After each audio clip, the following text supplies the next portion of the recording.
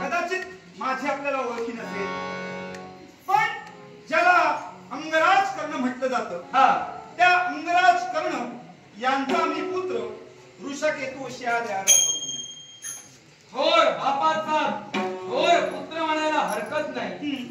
आज तुमच्या पित्यांचे पराक्रम डोळ्यासमोर येऊ लागले. 18 दिवसाच्या महाभारती युद्धात ज्यांनी पराक्रम गाजविले त्या तुमच्या पितृदेवतेला बब्रुवाहन नमस्कार करतोय.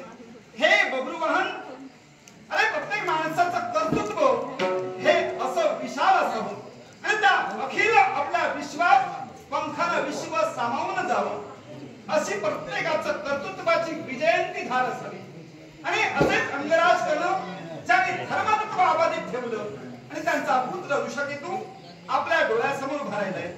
हे वीर बब्रुवाहन, प्रत्येक माणसाची प्रशंसा ही त्याच्या कर्तृत्वातून होत असते. अरे प्रत्येकाला सागरासारखं उसळायचं असतं. कर्तृत्वाच्या लाटा होऊन किनाऱ्याला आपटायचं असतं. सागरात पाणी किती खोल असतं याला महत्व नाही, तर त्या लाटा किनाऱ्याला राहून किती स्पर्श करतात याला महत्व असतं. हे ऋषकेतू, आज तू एक वीर म्हणून माझ्या समोर उभा राहिला. तो कशासाठी? एकाच कारणासाठी. अशी कोणती गोष्ट? जो वारू, त्या वारूच्या रक्षणाची जबाबदारी आम्ही आमच्या स्कंदी घेतली आणि जो पांडवांना शब्द दिला आणि बालवीर म्हणून अश्वाच्या संरक्षणासाठी आम्ही वावरतो आहोत. असं असताना आपण त्याला अडविला म्हणून माझी आजोबाची आपल्याला विनवणी आहे. अशी कोणती? त्या अश्वाची आपण मुक्तता करावी.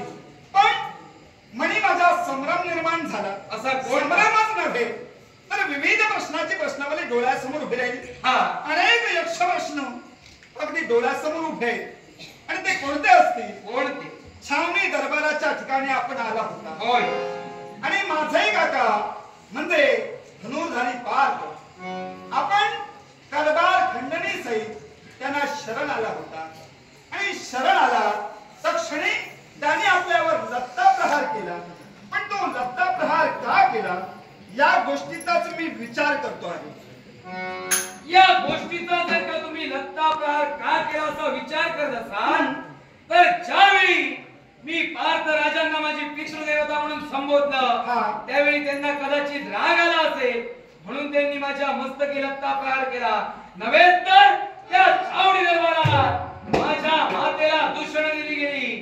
हे बब्रुवाहन, पुत्र हा स्वाभिमानी असावा आणि प्रत्येक पुत्राला आपल्या आई बापाबद्दल अगदी प्रेम आतुरताही असते. ज्याच्या अंगी निश्चित प्रेम आहे, भक्तिभाव आहे. कारण भक्तिभावानं परमेश्वराच्या चरणी सुद्धा आपण नम्रपणे अगदी हात जोडतो.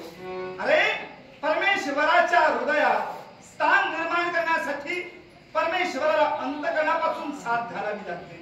आई बाप हे मुलाचे गुरु असतात, देव सुद्धा असतात. परमेश्वराच्या गळ्यात अगदी फुलांची माळ अर्पण केली म्हणजे त्या परमेश्वराला देव पण येत नाही. पण देव पण कुणामुळे येतो तर ज्या फुलांनी आपल्या काळजात सुई टोचून घेतलेली असते त्यांना सुद्धा तेवढंच परमेश्वरानं विश्वात प्राधान्य दिलेलं आहे. ते अनन्य साधारण महत्व आहे. आपण सुद्धा तसेच आहात. मी कुणाला दोषी ठरविणार नाही, कारण माझा जन्मताचा स्वभाव आहे तो फार वेगळा आहे.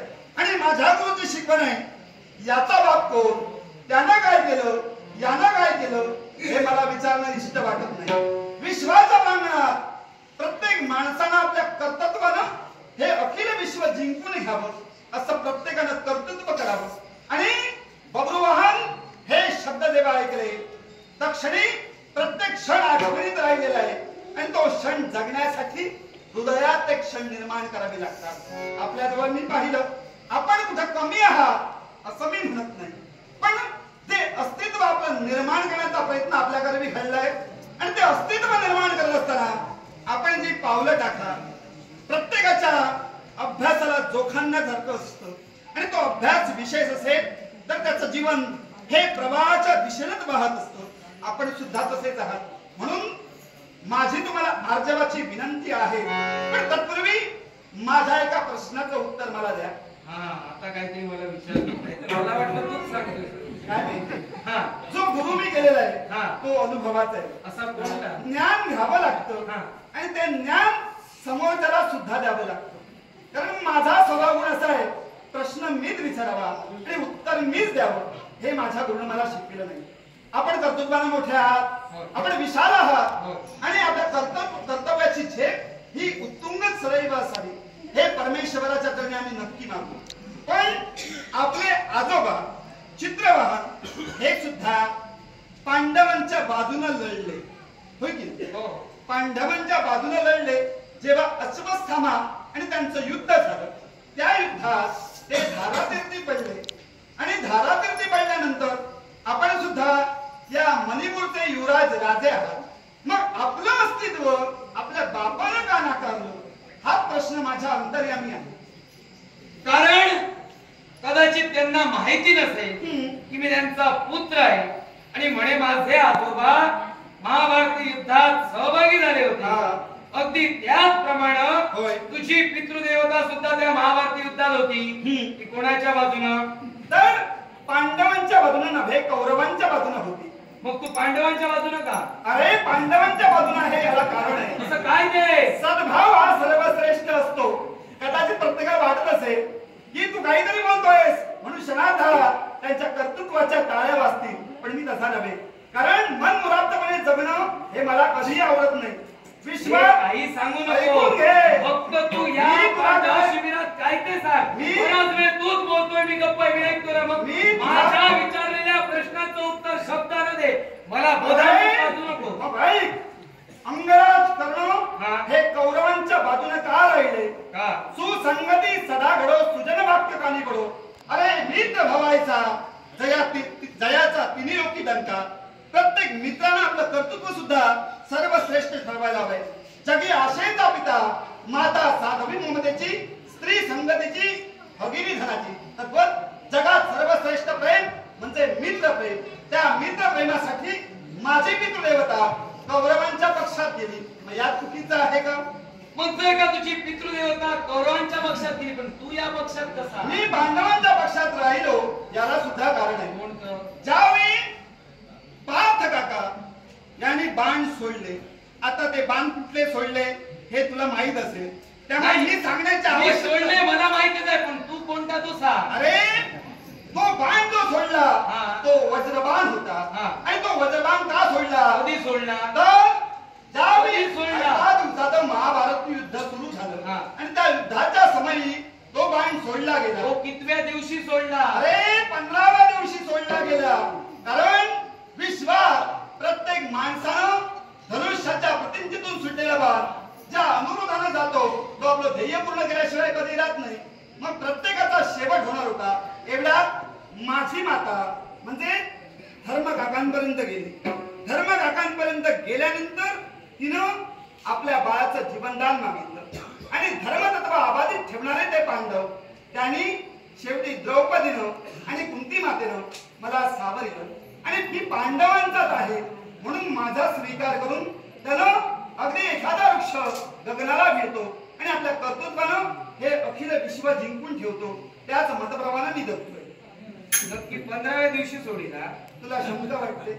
कारण पार्थराजांनी या समस्त कौरव कटकातील कुळाचा नाश व्हावा, कौरव कटकात जे जे वीर सहभागी झाले ते सर्व संपले जावे म्हणून 17वी दिवशी संध्याकाळी सूर्य अस्ताला जाण्या काही क्षण असताना वज्रबाणाची योजना केली आणि तो वज्रबाण कौरव कटकातील प्रत्येक वीरांना मारत होता. मग हे 15व्या की 17व्या? हे भगवान मग ऐकून घे. तर तू त्याला 15व्या दिवशी किंवा 17व्या दिवशी तू तेव्हा उपस्थित होतास किंवा बाण सोडला होता तेव्हा उपस्थित? अरे जगाला सांगितलं, जगाला सांगितलं म्हणून विश्वात ते आहे म्हणून शोधू नये. विश्व हे जे डोळ्याला दिसतं ते शाश्वत असतं आणि जे नष्ट होतं ते अशाश्वत असतं. म्हणून प्रत्येक माणसाचं जीवन हे शाश्वत आहे. तू सुद्धा अशाश्वतच आहे. तुझं अजून शाश्वत काही निर्माण झालेलं नाही. ते प्रथम निर्माण कर आणि त्याच्यानंतर बोल. हा जो बाण सोडला तो तू होतास? अरे मी म्हणूनच म्हणालो. नाही नाही, मी पाहिला, मी बोलू नको, तू पाहिला होतास. ऐक, मी पाहिलं नव्हतं मान्य आहे. मग तू कसं काय बोललास? प्रत्येक माणसाचं ज्ञान हे सर्वश्रेष्ठ असतं. अरे कुणीतरी तुला सांगितलं म्हणूनच तू बोललास ना. तरी सांगण्यापेक्षा आपण सुद्धा गुरुचा समन्वय साधतो आणि तो गुरु गेल्यानंतर जीवनाचं ही ध्येय असतं. अशी तुझी कोण रे गुरुदेवता? अरे माझा गुरु कोण याच्यापेक्षा विश्वात तुझं कर्तव्य काय ते शोध, हे गरजेचं आहे. माझं कर्तव्य काय आणि मला काय करायचं हे मी शोधलं जाईल. मला वीर मातेचा वीर पुत्र म्हणून भूषण मिळवायचे म्हणून मी बोलतोय. आणि हे बघ, तुझे सांगितलं ते तुला कोणीतरी सांगितलंय हे तुला आठवत आहे की नाही याच्याशी माझा प्रश्न आहे. आणि मी सुद्धा बोलतोय कोणीतरी सांगितलंय. जिथं काही गोष्टी घडल्या ह्या कोणीतरी सांगितल्याच नंतर माणसाला कळतात, जन्मताच कोणाला कळत नाही. मान्य, मला जन्मतात काही गोष्टी कळत नाही. काही गोष्टी या अनुभवातूनच असतात आणि अनुभवात सर्वश्रेष्ठ गुरु असतो. एकेन आपली सुरुक्षण पुष्पिनेन सुगंधिना वासित तत्वानं सुपुत्र कुलायचा. अरण्याच्या ठिकाणी एखादा सुंदर वृक्ष फुलाने फळांनी वरला म्हणजे ते सारवण सुवासानं दरवळलं असं नाही, तर तो सुगंध निर्माण करण्यासाठी चंदनाप्रमाणे भिजावं लागतं. अरे एवढं ते बोलतोय, ते गुरुचे नाव तरी सांग. अरे माझा गुरु कोण? तर ज्याला अतिनंदन म्हणतात. विश्वाच्या प्रांगणात जो भृगु महंत, प्रत्येकाला आम्ही स्थान दिलं. गुरु म्हणून त्याच्या चरणी नम्र झालो. प्रत्येकाचं ज्ञान आत्मसात केलं. म्हणजे प्रत्येक माणसाच्या देहात गुरु वास्तव्य करतात. आई बाप हे सुद्धा गुरुच असतात. होय. मग बब्रुवाहन, आपण मला एक सांगा, गुरुच्या रणमैदानात ज्यावेळी युद्ध संपलं त्या युद्धाच्या वेळी काय घडलं? शेवटच्या समयी समस्ताकडे हाहाकार माजलेला होता. होय ना. मग त्यावेळी संपलं, त्यावेळी 10 वीर फक्त जिवंत राहिले. ते कोणते तुला माहिती आहे? शेवटचं विचारतो म्हणजे तुला माहिती आहे. तू सांग. नाही तू सांग. आता ते शेवटचं तू विचारलंस ना. मोठेपणा हाहाकार माजला मी मान्य करतो. कौरवांच्या स्त्रिया वैधव्यांच्या पंक्तीला बसल्या. त्या 18 दिवसाच्या महाभारती नरसंहार झाला. शेवटचं विचारलंय म्हणून विचारतोय. फक्त 10 वीर शेवटी जिवंत राहिले ते कोण? सांग ना तू.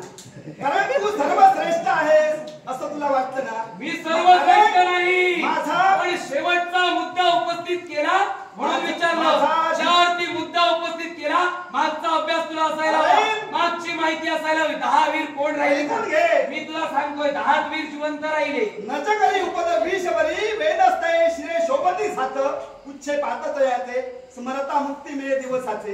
अरे प्रत्येक माणसानं जगात काय घडलं याच्यापेक्षा आपण काय घडवायला हवं याच्याकडे लक्ष हवा. दुसऱ्याला प्रश्न विचारला म्हणजे तो कोणी मोठा नसतो. जीवनात काहीतरी शिक, अभ्यास कर आणि नंतर सांग. अभ्यास करूनच बोलतोय, फक्त कोण जिवंत आणि म्हणून सांगितलं प्रभावती शेवटच्या समयी राहिली, कारण ती माझी मातृदेवता. मला तुला जास्त सांगण्याची काही आवश्यकता वाटत नाही. तुझ्या डोळ्यासमोर एक वीर म्हणून मी आलोय. वीर म्हणून जरी आला असशील, वीर म्हणून तुझा मी सन्मान केला सुद्धा आहे. पण ज्यावेळी तू माझ्या समोर मुद्दा शेवटचा उपस्थित करतोय जिथं नरसंहार घडला गेला नव्हे, तर ज्यावेळी पितामह भीष्म शरपिंजरी पडले गेले त्यावेळी तुझा पिता त्यांना भेटायला गेला होता. आणि भेटायला गेल्याच्या नंतर पितामह भीष्माने सुद्धा सांगितलं होतं, आजपासून कौरव पक्ष सोड, पांडव कटकात सामील जा. आणि तो मरताना सुद्धा त्यांचं ऐकला नाही. तो स्वतःच्या मैत्रीसाठी किंवा स्वतःच्या मानासाठी कौरवांसमवेत लढला. आणि तू आज कौरवांना सामील होऊन यज्ञ कार्य शिकवितोस. त्यावेळी जे 18 दिवसाचं महाभारती युद्ध घडलं त्यात कौरव पांडवांचं युद्ध झालं आणि तू त्याच कटकातील आहे. कोण 10 वीर जिवंत राहिल्याची कल्पना नाही तर नाही. मी तुला कसं पांडवांना सहकार्य केलेलं आहे. तुझ्याशी जास्त वितंडवाद